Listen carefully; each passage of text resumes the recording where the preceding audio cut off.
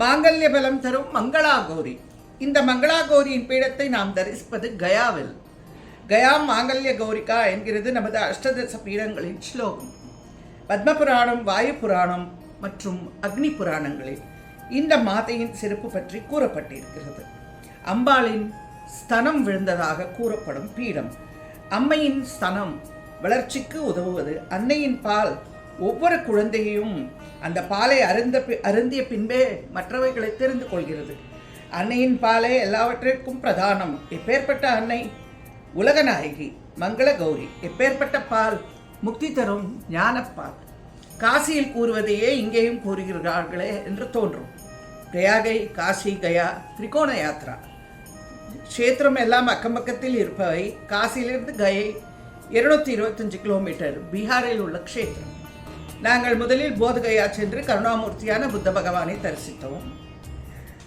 இதோ அவருக்கு ஞானம் தந்த போதி மரம். சக்கரவர்த்தியாக சாம்ராஜ்யத்தை ஆள வேண்டியவர் பிக்ஷுமூர்த்தியாக உலக சாம்ராஜ்யத்தை ஆண்ட இடம்.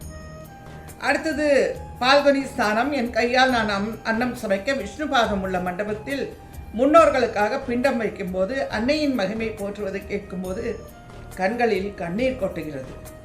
அன்னை என்பவள்தான் எவ்வளவு தயாபரி. ஒரு சாதாரண பெண்மணியே அன்னையாகும்போது அசாதாரணமாக மாறும்போது ஜெகன்மாதா, உலகுக்கெல்லாம் தாயானவளை பற்றி என்ன சொல்வது? மாத்ருதேவோ பவா. நம் அன்னைமார்கள், லோகநாயகி, எல்லா அன்னைகளையும் போற்றுவோம். கருணாமூர்த்தியான பகவான் நாராயணின் பாதங்களில் பிண்டங்கள் சமர்ப்பிக்கிறோம். ஒரு பாதத்தை கயாவிலும் மற்றொரு பாதத்தை கயாசுரன் உடல் மீதும் வைத்த கருணாமூர்த்தி.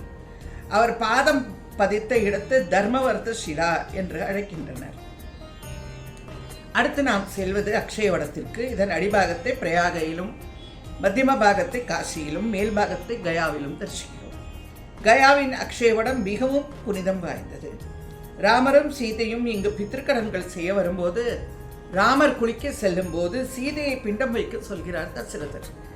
சீதாதேவி அவ்வாறே 5 சாட்சியங்களை வைத்துக் கொண்டு செய்கிறார். பல்குனி நதி, அக்ஷயவடம், ஒரு கயா அந்தணர், பசு மற்றும் துளசி. இந்த 5 சாட்சிகள். ஸ்ரீராமன் திரும்பி வந்து என்ன நடந்தது என்று கேட்க அக்ஷயவடம் மட்டுமே உண்மையை கூறுகிறது.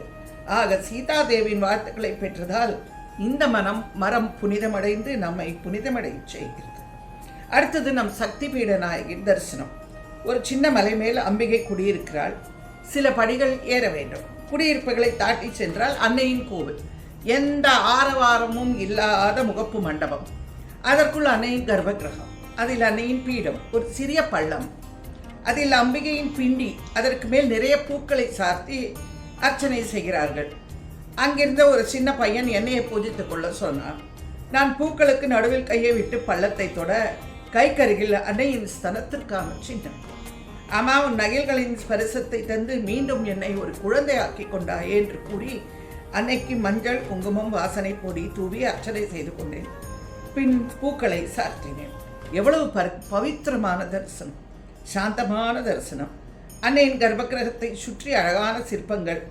இங்கு சிவபெருமானுக்கும் மகிஷமர்தனிக்கும் தனி சன்னதி உண்டு. பாபா மாதிரி தாடியுடன் வந்த ஒருவர் என்னை வரவேற்ற எனக்கு அம்மையின் படம், ஸ்லோக புஸ்தகம் எல்லாம் தந்தார். அவரிடம் அனுமதி பெற்று அன்னையை படம் பிடித்து கொண்டேன். திரௌபதி கண்ணனிடம் சந்தோஷமும் சுபிக்ஷமான வாழ்க்கையை எந்த விரதம் மேற்கொள்ள வேண்டும் என்று கேட்க பகவான் ஸ்ரீ கிருஷ்ணன் மங்கள கௌரி விரதத்தை நோக்குமாறு கூறினார்.